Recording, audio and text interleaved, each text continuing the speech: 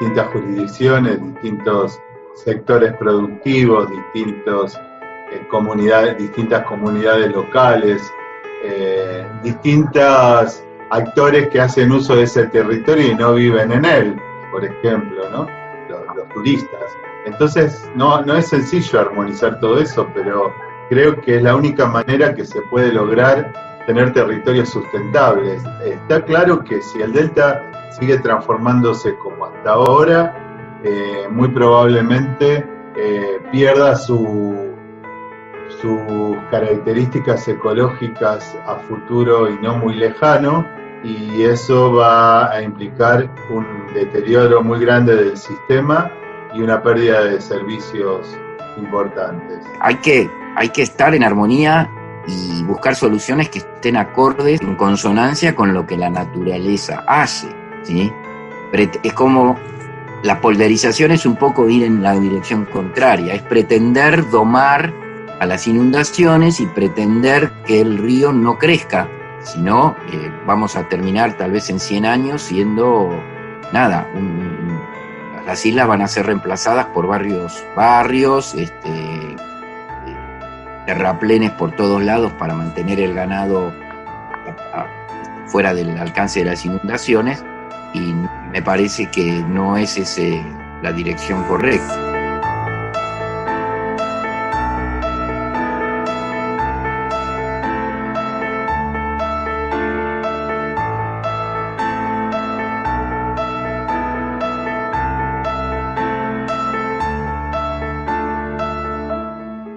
El delta del Paraná es una región que está bastante alterada en los últimos años por distintas actividades productivas. En general, los modelos de producción que se vienen haciendo están concebidos desde una óptica de ir en contra de los procesos naturales del ecosistema. O sea, lo que se trata de hacer es emular un ecosistema terrestre en donde se traten de hacer las actividades productivas tradicionales, como es la forestación, la ganadería, la agricultura en algunos casos.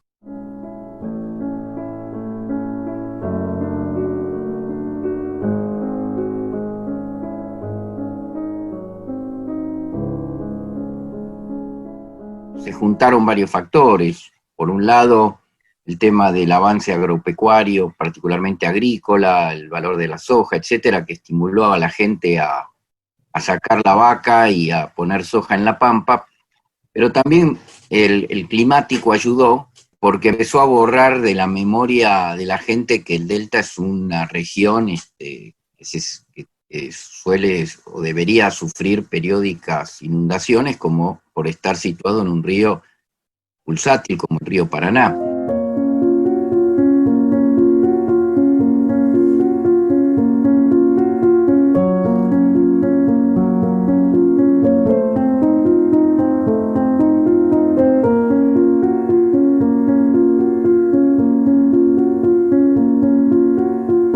Ya desde el año 1999, con el último Gran Niño,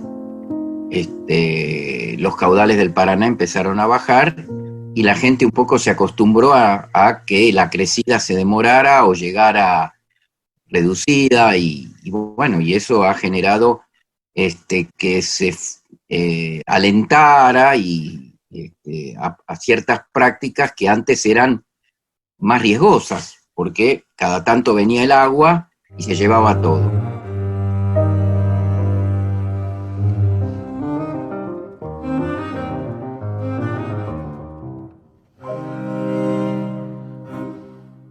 El otro tema para mí es que se plantea para la región, y que es cierto en algunos tramos, por lo menos en el Bajo Delta seguro, es que el avance inmobiliario podría seguir dándose y por lo tanto alterando drásticamente a los humedales.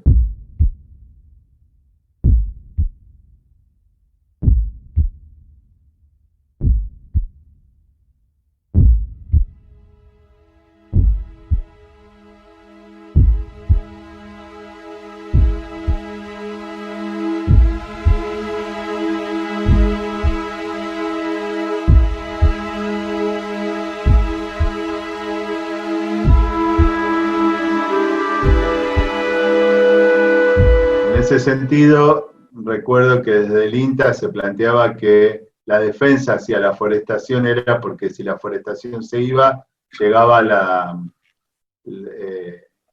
el desarrollo urbano, ¿no? El desarrollo de barrios estos privados, que es muy probable que para el Bajo Delta pueda ser así. Obviamente una situación de producción forestal siempre va a ser mejor que un desarrollo urbano, pero también hay que ver las condiciones en que se hace la forestación. Hasta ahora, en el núcleo forestal, que además se hace ganadería también, no es solamente forestación, lo que ha ocurrido es que todo el núcleo está en gran parte indicado, entonces es como una isla terrestre ahora en medio del delta eso, porque uno está ahí y no parece que estuviera en el delta, salvo cuando está al lado de uno de los ríos, pero si está dentro de un campo indicado parece la pampa en algunos casos.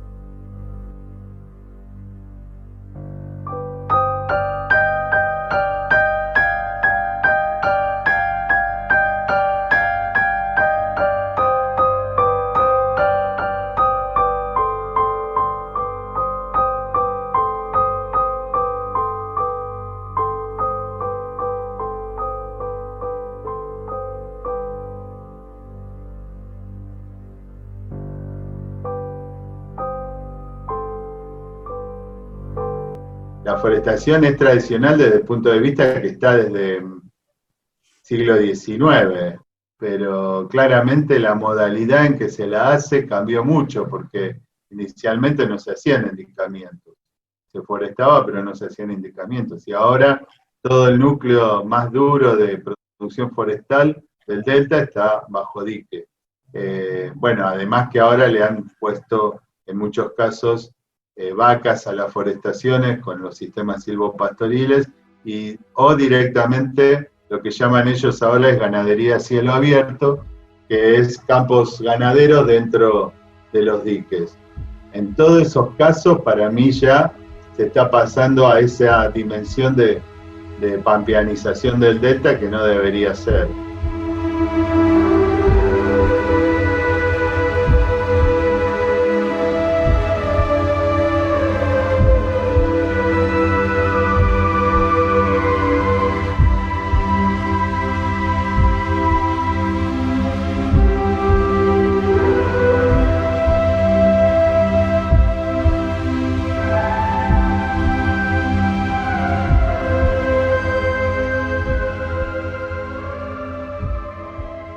Hasta dónde uno puede seguir indicando el delta porque es mejor para estas producciones, ¿no? Me parece que es un punto importante, sobre todo por lo que siempre hablamos de los impactos acumulativos.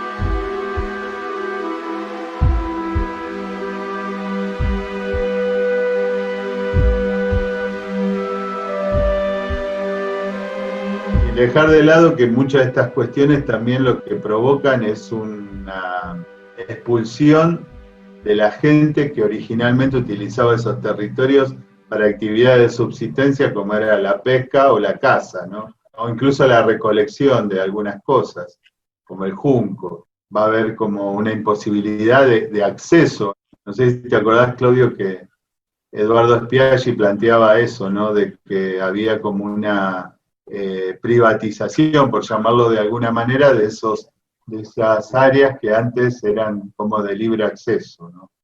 Entonces creo que también ahí tenés una cuestión social, un efecto social asociado a este cambio de modalidades, ¿no?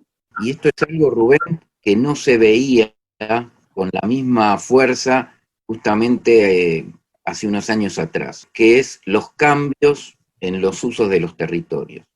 con el agravante para algunos actores, como son los pescadores, que sus territorios son muy complejos, trascienden simplemente las zonas donde ellos pescan.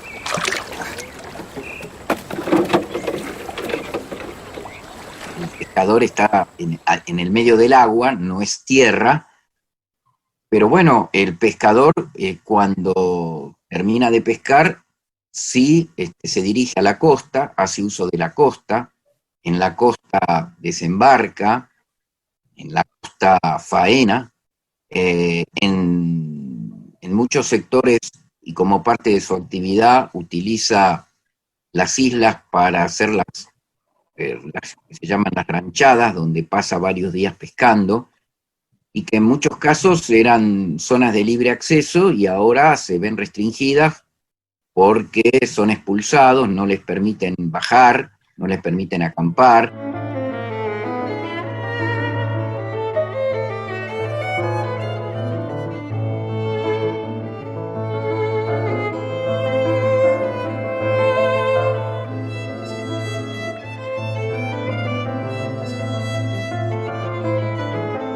Y en las zonas urbanas, esto se profundiza porque en zonas urbanas las costas tienen mucho valor. Hay muchos destinos posibles para una costa que puede ir desde un club de pesca deportiva hasta un atracadero para barcos o barcazas, a propósito de que sabemos que hay una hidrovía muy desarrollada, por lo menos hasta Santa Fe, que tiene que ver con zonas de turismo, paradores turísticos, puertos. Ha habido un desarrollo impresionante de puertos en la zona del Gran Rosario, y van a seguir porque hay planes de profundizar y expandir la hidrovía, lo cual va a permitir mayor cantidad de buques, más calado, probablemente buques más grandes, y esos buques tienen que estar en algún lado.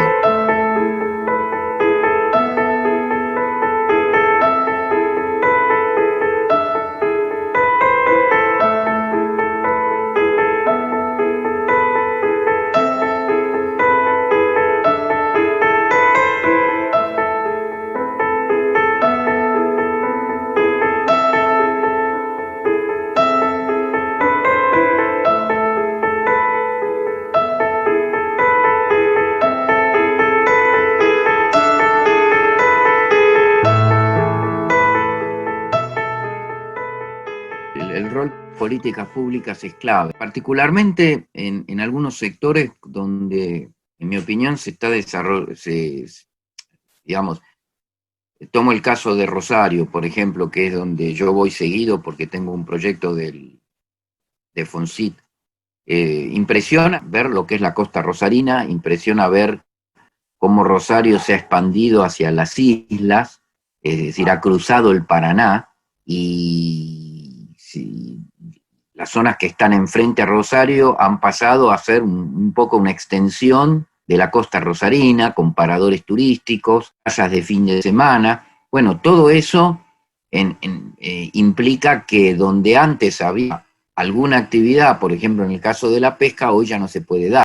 Hace mucho tiempo que se viene hablando de repensar el ordenamiento territorial del delta como región. Bueno, ahora hay un proyecto nuevo, el PIECAS, que va a resurgir de alguna manera, y esperemos que este tipo de cosas se puedan tratar adecuadamente. Yo creo que es tan complejo todo el entramado productivo del delta que, como vos decías, esto requiere de la intervención del Estado y que haya un ordenamiento de las actividades. No puede ser que cada uno haga lo que quiera, ¿no? Y sobre todo los que tienen medios como para alterar drásticamente el sistema, ¿no? El ecosistema de humedal, porque ahí entra gente que se pone alegremente a hacer diques como si nada y muchas veces sin autorización de la provincia, ni siquiera, ¿no? Entonces, para mí eso es urgente. Si yo tuviese que decir qué producciones o opinar sobre qué producciones tiene que tener el delta, no me cabe duda que la ganadería debería ser la principal, la forestación bajo ciertos estándares, tal vez se pueda mantener. No me parece que tenga que ser un territorio agrícola, para nada, y sí considerar todas esas actividades menores, menores en el sentido de menor impacto en el ambiente, no tanto porque son importantes, la de los pescadores, la de los cazadores de subsistencia, la de los recolectores de paja de techar o de junco, toda esta gente que extrae algún recurso del delta para subsistir. Me parece que eso debería ser considerado en eso. U otras pequeñas producciones que por ahí se dan más en el Bajo Delta, como la de los mimbreros o la de los fruticultores, que tienen pequeñas producciones muy acotadas en espacio, pero que además son interesantes porque le dan una diversidad mayor al sistema productivo, ¿no?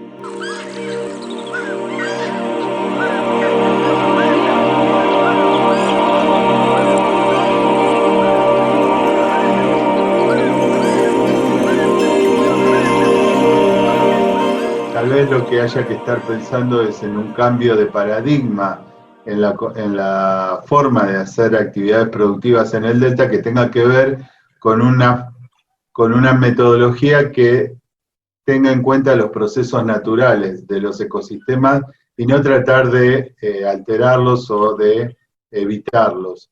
Me refiero a esto porque creo que básicamente las obras de infraestructura que se hacen para las distintas actividades productivas lo que llevan en general es a una alteración del régimen hidrológico.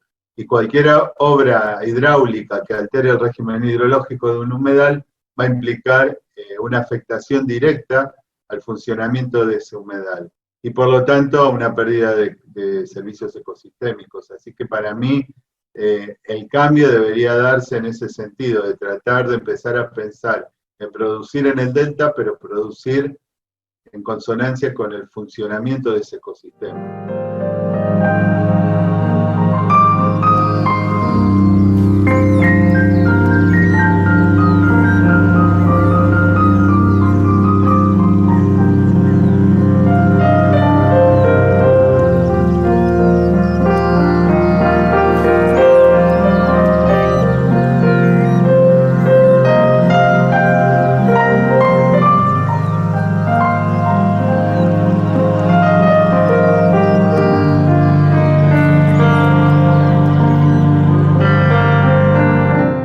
Las provincias, ni los productores, nadie va a aceptar que el delta sea un gran parque nacional. Es imposible pensar en ese escenario. Sí, yo creo que lo que hay que avanzar es en detectar áreas importantes de conservación. El delta es muy heterogéneo. Y si vos ves las áreas protegidas, se localizan muy puntualmente en algunos lugares. Y hay zonas que no hay ningún tipo de área protegida. Muy importantes. Por ejemplo, tenés una zona que es relictos de médanos marinos, que ahora se está sacando esa arena para llevar a vaca muerta, y bueno, con todo el impacto que eso trae al sistema, pero además se está perdiendo un paisaje relictual, de un momento donde eso era mar, y por supuesto hay vegetación y fauna asociada a ese tipo de ambientes, o la zona cercana a Ceibas, que tiene bosques de algarrobo. Bueno, hay zonas donde tiene singularidades importantes y no están protegidas. Una de las cosas que plantea el PIECAS para la prevención es el tema de generar faros de conservación, que los va a administrar parques nacionales. Aparentemente van a ser como pequeñas áreas de reserva, pero que van a estar distribuidas en distintos lugares de la región. Una de las cosas que aparece como propuestas dentro de este plan reactivado ahora es la identificación de nuevas áreas para faros de conservación. Y bueno, ahí me parece importante porque se podría pensar en un rosario de pequeñas áreas protegidas que de alguna manera conserven muestras representativas de esa gran heterogeneidad que hay en el delta, ¿no? Ambiental, una gran heterogeneidad que no te alcanza con tener un parque nacional en el extremo superior, como es el Parque de la Azotea, el predelta, que está casi al final del delta, el Diamante, porque no tiene nada que ver ese lugar con lo que tenés en el frente de avance sobre el Río de la Plata, o en la zona, como decía recién, de Ceibas o de Ibicuy, ¿no? Entonces creo que ahí es donde se podría avanzar en plantear distintas áreas protegidas, y el resto será una zona de producción que debería contemplar ciertas restricciones, como por ejemplo esta que decíamos de no llenar toda la región de terraplenes, porque eso la va a llevar al colapso, o no usar determinados paquetes tecnológicos dentro de los humedales. Ese tipo de cosas deberían entrar en lo que es el ordenamiento, finalmente. Así que creo que esa sería la visión más realista, porque es imposible pensar en un parque nacional de todo el delta, es imposible. Y tal vez ese es el rol que le cabe a la academia. Que para ello también tiene que haber políticas que fomenten este tipo de investigación y de trabajo para poder con elementos justificar qué áreas hay que proteger a futuro, particularmente áreas que no están en conflicto actual. Y en el Delta yo creo que hay bastante todavía por averiguar. El PIECAS va a ser un instrumento de la gestión, pero la gestión es algo dinámico, el ordenamiento territorial es algo dinámico y tiene que estar acompañado por una información de base que sea adecuada. Una estrategia, en el caso de la pesca, es justamente visibilizar cuáles son las áreas importantes para los pescadores por como ser parte de su territorio, pero también, como dice Rubén, áreas donde tienen alto valor ecológico. La llanura de inundación del Paraná, por ejemplo, no es homogénea por más que a uno le parezca. Son áreas complejas, es un área que tiene gradientes ambientales, gradientes bióticos. No es lo mismo estar cerca del cauce principal que estar a 30, 40 kilómetros llanura de inundación adentro. En Rosario la llanura de inundación tiene 60 kilómetros de ancho. No es igual estar cerca del Paraná, de los puentes, que estar mucho más allá. Y hay ambientes que tienen dinámicas hidrológicas diferentes, orígenes diferentes, conectividades diferentes. Es un factor clave la conectividad. Bueno, por ejemplo, en esto último que se plantea, es importante la articulación incluso entre ministerios, o sea, el Ministerio de Ambiente es el que tiene a su cargo el PIECAS, pero tal vez podría articular con el Ministerio de Ciencia, financiar proyectos de investigación que aporten al PIECAS. Además, es importante que haya pensado en que participen universidades públicas para aportar al plan. Primero porque universidades como la nuestra tienen mucha experiencia en la región y entonces podemos aportar. Y por otro lado porque cambia un poco el paradigma, que en otros casos esto lo hubiera hecho una consultora privada que después iba a terminar subcontratando a los investigadores de las universidades. Entonces me parece que desde ese punto de vista es muy interesante la propuesta que tiene en estos momentos el Ministerio de Ambiente. Y a lo cual, Rubén, yo agregaría que hay que también poner énfasis en evaluar los impactos, porque si las actividades productivas se van a mantener o profundizar, bueno, tenemos que ver cómo buscar un balance, pero para eso necesitamos información. Me parece que ahí también hay un déficit. Y no solamente en los aspectos biológicos, en los aspectos sociales. Hoy Los ríos son mirados como hidrosistemas, y hay mucha razón de mirarlos así, porque son sistemas donde hay una conexión indisoluble entre lo social y lo ambiental, y bueno, hay que avanzar en ese sentido. Así que me parece que, como dijiste vos al principio, la mirada holística, la mirada global, tiene que ser la que de alguna manera ponga en caja todo lo que se quiera hacer a partir de el delta. Esperemos que eso se pueda avanzar en esa dirección.